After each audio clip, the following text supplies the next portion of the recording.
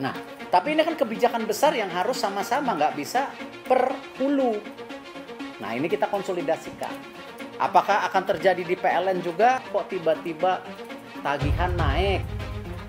Nah, emang kan kita biasa. Kalau nggak ditagih lupa. Pas ditagih marah. Mohon maaf, misalnya Capex-nya PLN sampai 100 triliun. PLN pun yang kita sedang tinjau, ya, kita akan perhatikan. Mudah-mudahan nggak ada main proyek. Kalau ada main proyek, ya biasa. Nanti ketemu batu. Jadi kami lihat ini ada distorsi-distorsi dilakukan oleh beberapa pihak ya. Yang kita lihat sebenarnya kalau dia mau clear bisa. Dan juga kita juga sebenarnya teman PLN sudah ingatkan juga supaya kalau ada komplain mereka bisa foto itu meterannya. Jadi kalau ada yang melintir-melintir, kita berharap sih teman-teman tolonglah. Apalagi yang mempunyai tendensi-tendensi politik lah ya. Ya tolong jujur gitu. Negara ini sudah kebanyakan peraturan. Dan negara kita ini bukan negara peraturan. Semua diatur, malah kita kejerat sendiri. Dan di Kunker itu ada apanya saya juga ngerti. Di studi banding itu ada apanya saya juga ngerti. Saya ini orang lapangan dan ngerti betul kayak gitu-gitu itu. Oh di sini saya sudah mulai ngerti. Oh di sini sudah mulai ngerti ya. Oh di sini saya sudah mulai ngerti. Oh di sini saya sudah mulai ngerti. Kalau masih diteruskan ini saya ingatkan pagi hari ini. Kalau masih ada yang main-main, sekali lagi yang gigit saya sendiri. Hai teman-teman, saya mau memperlihatkan transaksi saya hari ini lakukan trading di eToro. Ini bukti transaksi saya untung $4.500 US, itu sekitar 68 juta rupiah. Kalau saya bisa, kalian juga bisa guys. Oke, itu yang mau saya tunjukkan. Like video ini sekarang juga dan gunakan link di kolom deskripsi, maka kalian berhak dapatkan $50 sebagai bonus kalian. Promo ini ada masa waktunya guys, jadi jangan ketinggalan. Bukan cuma itu saja guys, kalian juga bisa menikmati trading global tanpa komisi yang belum difasilitasi oleh broker lokal atau lainnya. Selamat menonton guys, enjoy! Yang kami hormati, sebelum video ini dimulai, klik dulu tombol subscribe dan jangan lupa nyalakan loncengnya supaya kalian mendapatkan notifikasi setiap kali saya upload video. Tekan tombol subscribe itu gratis, tinggal diklik, saya tungguin. 3, 2, 1. Selamat, Anda sudah bergabung dengan channel ini dan terima kasih sudah support di channel ini. Thank you. Hai semua, dengan saya Jonas Leong. Terima kasih banyak buat kalian penonton setia yang selalu menonton di channel ini. Saya secara personal sangat menghargai waktu kalian. Dan saya sudah menganggap kalian sebagai family karena kalian selalu support di channel ini.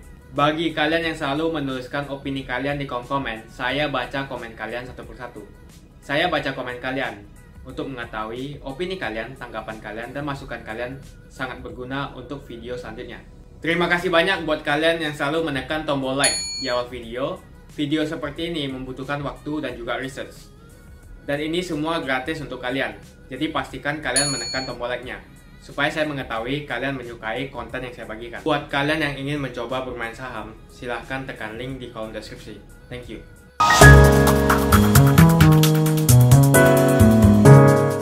Ini saya perlu jelaskan mengenai kontroversi tarif dari PLN. Setelah kami pelajari, sebenarnya tidak ada yang namanya tarif PLN itu naik gitu.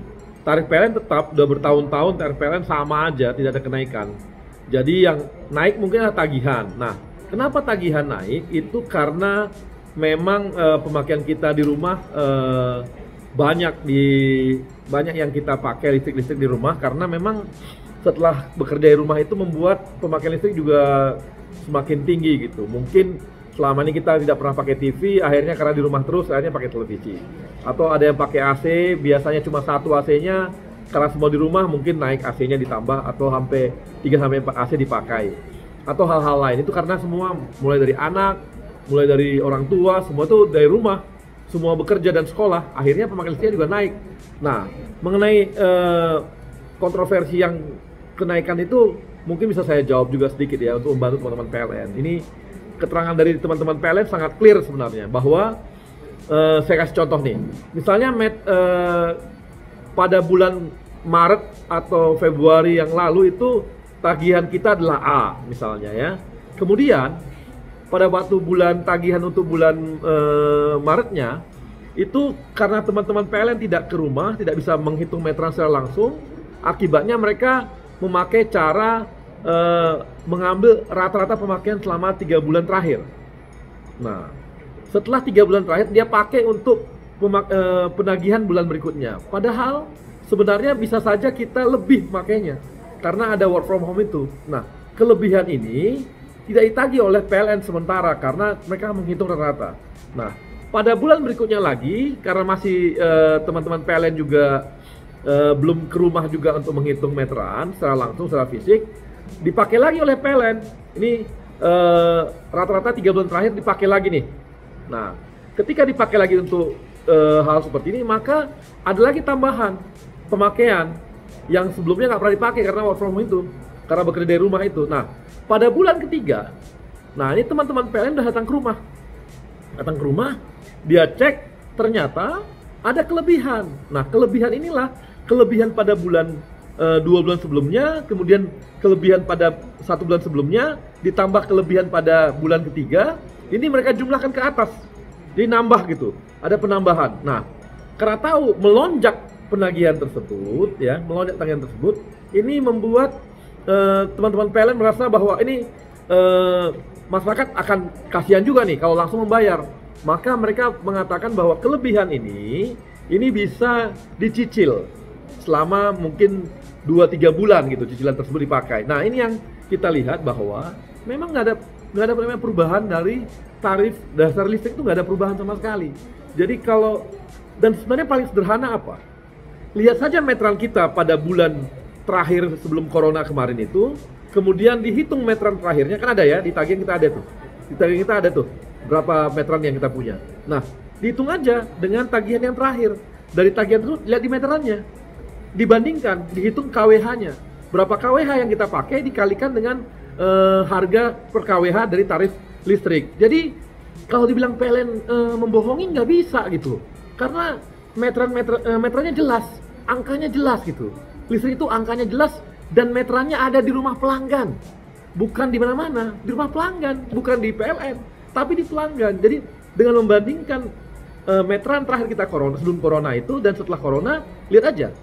Dibandingkan dan dikalikan KWH-nya, pasti totalnya nanti segitu juga. Jadi kami lihat ini ada distorsi dilakukan oleh beberapa pihak ya, yang kita lihat sebenarnya kalau dia mau clear bisa tuh. Dan juga kita juga sebenarnya teman-teman PLN sudah ingatkan juga supaya kalau ada komplain mereka bisa foto itu meterannya.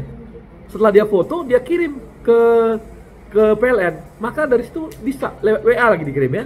Itu bisa dihitung. Jadi ini yang harus kita sadari gitu ya, bersama-sama. Kami pun tidak mungkin gitu, sangat tidak mungkin kita membebani publik dengan kondisi yang ada saat ini gitu, sangat nggak mungkin gitu. Jadi kalau ada yang melintir-melintir, kita berharap sih teman-teman tolonglah, apalagi yang mempunyai tendensi-tendensi politik lah ya, ya tolong jujur gitu. Coba kita berani kok, teman-teman PLN saya berani. Coba teman-teman yang komplain tersebut bawa angkanya ke PLN, bawa angka tersebut ke PLN, lihat meterannya. Jangan-jangan yang komplain tersebut nggak usah lagi membantah nanti. Saya berani benar mengatakan bahwa lebih banyak tendensi hal-hal yang melintir yang membuat tidak clear. Marilah dengan kondisi saat ini, ayolah. Ini kan bangsa kita pengen tenang. Dengan kondisi saat ini jangan lagi kita mengompor-ngompori gitu loh. Ayolah kita dudukkan dengan benar, dan saya harap semua pelaku-pelaku politik juga melihatnya dengan clear. Kejujuran kita sangat penting saat ini. Rakyat butuh kejujuran gitu. Jadi tolong juga para teman-teman yang selama ini banyak di sosial media dan sebagainya, tolong ayo jujur. Kita berani dan PLN berani, sangat berani untuk mengajak kawan-kawan yang komplain langsung datang ke PLN, bawa foto meterannya dan bawa tagihannya. Dan yakin kita pasti tagihannya yang dilakukan oleh PLN itu benar. Jadi semoga kontroversi ini tidak lagi diperpanjang karena nanti yang ada adalah kekisruhan.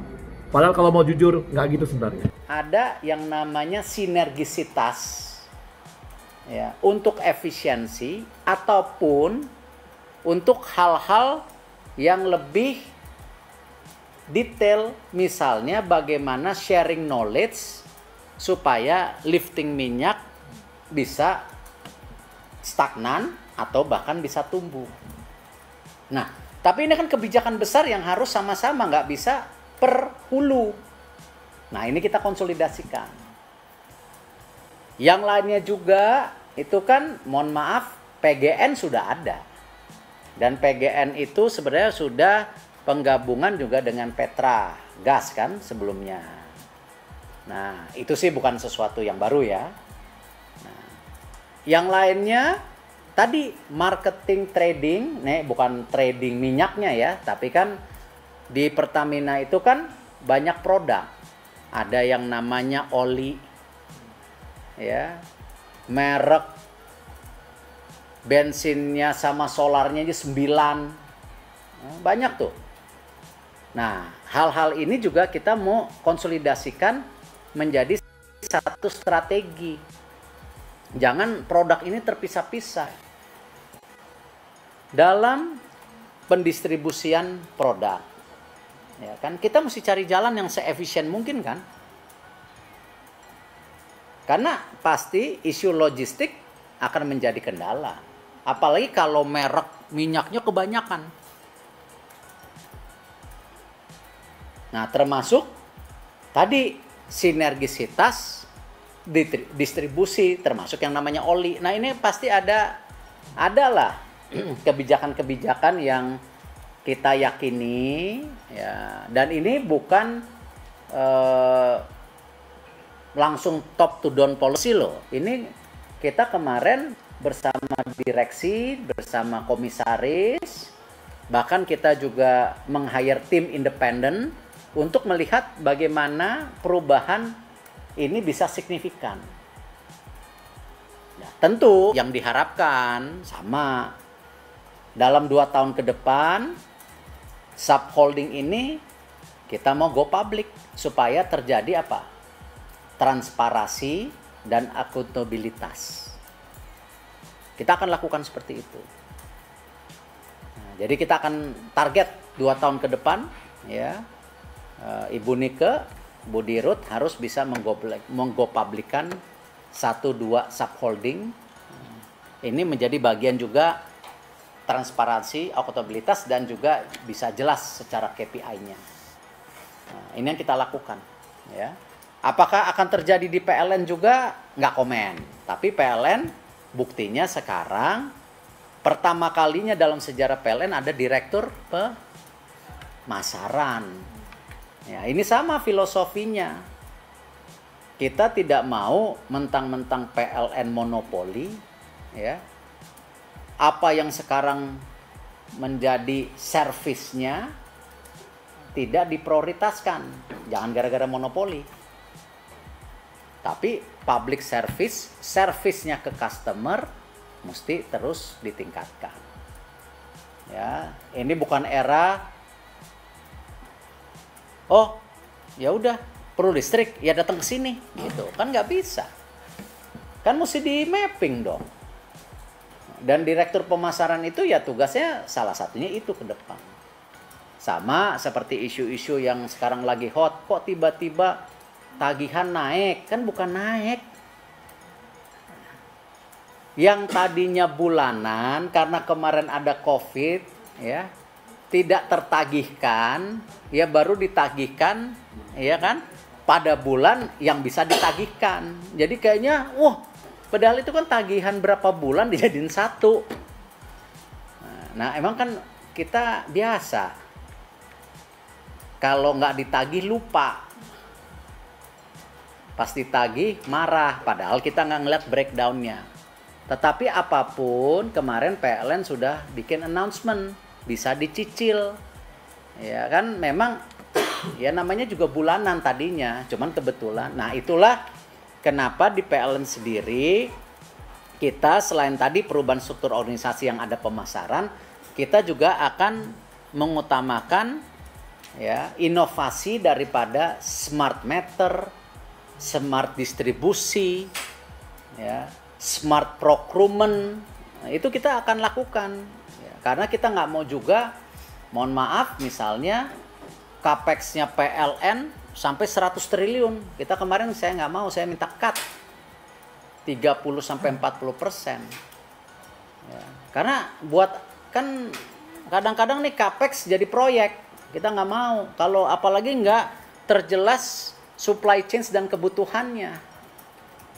Nah, ini salah satu capex PLN pun yang kita sedang tinjau, ya kita akan perhatikan. Mudah-mudahan nggak ada main proyek. Kalau ada main proyek, ya kayak biasa lah. Nanti ketemu batunya. Jadi itu ya. Jadi Pertamina PLN seperti itu. Ketua DPRD, benar. Gubernur, Bupati, Wali Kota, ada semuanya. Saya udah pesan kepada Ketua dan pimpinan DPR. Ini saya pesan juga kepada Ketua DPRD Provinsi, Kabupaten dan Kota, serta juga Gubernur, Bupati, dan Wali Kota. Jangan banyak-banyak membuat perda. Jangan banyak-banyak membuat pergub. Jangan banyak-banyak membuat perbub, Bupati. Jangan banyak-banyak membuat perwali. Negara ini sudah kebanyakan peraturan. Dan negara kita ini bukan negara peraturan. Semua diatur, malah kita kejerat sendiri. Hati-hati, stop itu udah. Dikit-dikit diatur, dikit diatur. Akhirnya apa? Kecepatan kita dalam bergerak, kecepatan kita dalam memutuskan terhadap perubahan-perubahan yang ada menjadi tidak cepat. Pada sekarang negara sebesar apapun pengennya fleksibel. Pengennya fleksibel. Cepat merespons setiap perubahan. Kita malah memperbanyak peraturan untuk apa? Saya tahu kalau membuat perda itu pasti ada kunker. Ada studi banding. Saya ngerti, tapi stop. Dan di kunker itu ada apanya, saya juga ngerti. Di studi banding itu ada apanya, saya juga ngerti. Saya ini orang lapangan, ngerti betul kayak gitu-gitu itu. Udahlah, stop. Apalagi perda-perda yang justru meruwetkan dan membebani masyarakat, stop, udah stop. Kultur seperti ini harus kita miliki. Saya ini juga mau buat aturan itu juga. Nah, sekarang menteri mau membuat peraturan menteri permen, boleh 1 tapi hilang 10. Bukan 2, tapi baru saya hitung-hitung hilang berapa ini. Biar permen-permen itu hilang semuanya juga. Nah, kebanyakan peraturan kita pusing sendiri. Inilah model ke depan, hampir semua negara akan menuju ke situ. Fleksibilitas itu yang paling penting. Kecepatan itu yang paling penting. Kembali lagi, perlu saya sampaikan bahwa kecepatan kita dalam bekerja, kecepatan kita dalam melayani ini sangat penting sekali bagi kita semuanya, kepada para penegak hukum, Kapolda, Kapolres, Kejati, Kajari, Ketua Pengadilan Tinggi dan Negeri. Tugas saudara-saudara semuanya adalah menegakkan hukum, mendukung agenda strategis bangsa, dan saya ingatkan juga jangan menggigit orang yang benar. Kalau yang salah silahkan digigit, tapi yang benar jangan sampai digigit. Dan jangan pura-pura salah gigit, jangan pernah juga menggigit pejabat atau pelaku-pelaku bisnis yang sedang berinovasi untuk kemajuan negara ini. Karena tugas saudara-saudara adalah menggigit siapapun yang memiliki niat buruk untuk mengganggu agenda besar strategis bangsa kita. Saya juga tidak akan memberikan toleransi kepada aparat hukum yang kerjaannya hanya menakut-nakuti dan mengganggu inovasi yang kerjaannya justru memeras birokrat dan pejabat. Ini saya sampaikan ini secara terbuka pada kesempatan yang baik ini, yang kerjaannya memeras para pelaku usaha. Saya mendengar banyak sekali, ini akan saya inventarisasi dan saya akan perintahkan nanti entah ke Kapolri, entah ke Pak Jaksa Agung. Ini ada ini, di Kejari ini, di Kejati ini, di Polda ini, di Polres ini, tolong cek, langsung copot, pecat, itu aja udah. Itu stop, kayak gitu harus stop, jangan diterus-teruskan. Kepada Pangdam dan Rem dan Dim, seluruh jajaran TNI, kebesaran TNI harus digunakan untuk menjaga pertahanan, keamanan, persatuan. Kewibawaan TNI harus dimanfaatkan untuk mendukung agenda-agenda besar bangsa ini. Saya titip berkali-kali kepada Panglima TNI, rakyat sangat berharap pada kontribusi yang diberikan dari TNI dan Polri. Sekali lagi, cipta lapangan kerja itu agenda besar bangsa kita, meningkatkan ekspor, menurunkan impor juga agenda besar bangsa kita. Jangan pernah ada yang bermain-main di area ini. Saya sudah wanti-wanti betul, di area ini kalau masih ada yang main-main, saya gigit sendiri. Akan saya gigit sendiri. Nah, 5 tahun kemarin saya detailkan lagi, ini apa nih, ini kok nggak jalan apa, ini kok nggak jalan apa. Oh di sini, saya sudah mulai ngerti, oh di sini, sudah mulai ngerti ya, oh di sini, saya sudah mulai ngerti, oh di sini, saya sudah mulai ngerti. Kalau masih diteruskan, ini saya ingatkan pagi hari ini, kalau masih ada yang main-main, sekali lagi, yang gigit saya sendiri. Lewat cara saya, bisa lewat KPK, bisa lewat Polri, bisa lewat Kejaksaan, akan saya bisikin aja. Di sana ada yang main-main. Ya masa saya mau gigit sendiri kan enggak mungkin. Tidak ada lagi yang namanya saling menyalahkan, enggak ada. Tidak ada lagi yang namanya rasan-rasanan bisik-bisik, enggak ada. Udah, kita sekarang belak-belakan semuanya. Tidak ada lagi yang namanya saling menjaga, enggak ada, udah stop. Semuanya harus bekerja bersama-sama. Mumpung suasana politik kita sekarang ini sangat-sangat bagus. Sangat bagus. Ini yang terus harus kita rawat dan kita jaga. Semua saling menjalankan tugas masing-masing. Tapi saling berkomunikasi, saling terbuka. Dan bersama-sama kita menjaga agenda besar bangsa ini. Menjaga ketertiban sosial, menjaga kerukunan nasional, menjaga persatuan nasional kita. Itu wajib. Ada 2 hal yang ingin saya sampaikan, agenda besar kita. Yang pertama, yang berkaitan dengan cipta lapangan kerja. Semua sekarang ini harus mengarah ke sana, penciptaan lapangan kerja. Jadi kalau yang berhubungan dengan ini, saya minta semuanya dukung. Artinya apa? Iklim investasi harus betul-betul kita perbaiki. Kalau ada investasi datang ke sebuah daerah, bukan urusannya gubernur, bupati, dan wali kota. Tapi juga semuanya urusan keamanan, urusan kelancaran proses-proses perizinan, semuanya harus memberikan dukungan. Polri, TNI, Kejaksaan, semuanya memberikan dukungan ke sana.